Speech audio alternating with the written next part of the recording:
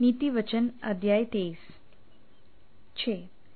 जब तू किसी हाकिम के संग भोजन करने को बैठे, तब इस बात को मन लगाकर सोचना कि मेरे सामने कौन है, और यदि तू अधिक खाने वाला हो तो थोड़ा खाकर भूखा उठ जाना। उसकी स्वादिष्ट भोजन वस्तुओं की लालसा न करना, क्योंकि वह धोखे का भोजन है। 7। धनी होने के लिए परिश्रम न करना, अपनी समझ का भरोसा छोड़ना। क्या तू अपनी दृष्टि उस वस्तु पर लगाएगा जो है ही नहीं? वह उकाब पक्षी के समान पंख लगाकर निसंदेह आकाश की ओर उड़ जाता है। 8। जो डाह से देखता है उसकी रोटी न खाना, और न उसकी स्वादिष्ट भोजन वस्तुओं की लालसा करना, क्योंकि जैसा वह अपने मन में विचार करता है वैसा वह आप है। वह तुझ से कहता तो है, खा पी, परंतु उसका मन तुझ से लगा नहीं। जो कौड़ तूने खाया हो उसे उगलना पड़ेगा, और तू अपनी मीठी बातों का फल खोएगा। 9। मूर्ख के सामने न बोलना, नहीं तो वह तेरी बुद्धि के वचनों को तुच्छ जानेगा। 10।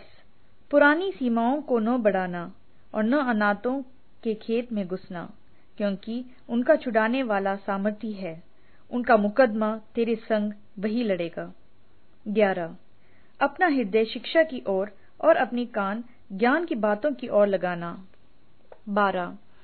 लड़के की ताड़ना न छोड़ना, क्योंकि यदि तू उसको छड़ी से मारे तो वह न मरेगा, तू उसको छड़ी से मारकर उसका प्राण अधोलोक से बचाएगा। 13। हे मेरे पुत्र, यदि तू बुद्धिमान हो तो मेरा ही मन आनंदित होगा, और जब तू सीधी बातें बोले तब मेरा मन प्रसन्न होगा। 14। तू पापियों के विषय मन में डाह न करना, दिन भर यहोवा का भय मानते रहना, क्योंकि अंत में फल होगा और तेरी आशा न टूटेगी। 15। हे मेरे पुत्र, तू सुनकर बुद्धिमान हो और अपना मन सुमार्ग में सीधा चला। दाखमधु के पीने वालों में न रहना, न मांस के अधिक खाने वालों की संगति करना, क्योंकि पियक्कड़ और पेटू अपना भाग खोते हैं, और पीनक वाले को चितड़े पहने पड़ते हैं। 16। अपने जन्माने वाले पिता की सुनना, और जब तेरी माता बूढ़ी हो जाए तब भी उसे तुच्छ न जानना। सच्चाई को मोल लेना, बेचना नहीं, और बुद्धि और शिक्षा और समझ को भी मोल लेना। धर्मी का पिता बहुत मगन होता है, और बुद्धिमान का जन्माने वाला उसके कारण आनंदित होता है। तेरे कारण तेरे माता पिता आनंदित और तेरी जननी मगन हो। 17। हे मेरे पुत्र, अपना मन मेरी ओर लगा, और तेरी दृष्टि मेरे चाल चलन पर लगी रहे। वैश्य गहीरा गड्ढा ठहरती है, और पराई स्त्री सकरे कुएं के समान है। वह डाकू के समान घात लगाती है, और बहुत से मनुष्यों को विश्वासघाती कर देती हैं। 18। कौन कहता है हाय? कौन कहता है हाय हाय? कौन झगड़े रगड़े में फंसता है? कौन बकबक करता है? किसके अकारण घाव होते हैं?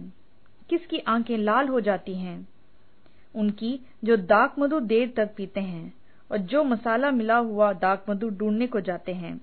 जब दाखमधु लाल दिखाई देता है और कटोरे में उसका सुंदर रंग होता है, और जब वह धार के साथ उंडेला जाता है, तब उसको न देखना, क्योंकि अंत में वह सब के समान डसता है और करेत के समान काटता है।